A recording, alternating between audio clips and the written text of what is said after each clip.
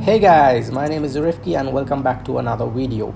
In this video, we'll take a look on how to connect a T8 Aquarium LED lamp without a waterproof holder. This is an alternate option in case if you are unable to find waterproof holders locally. Without further ado, I'll show you how I did it.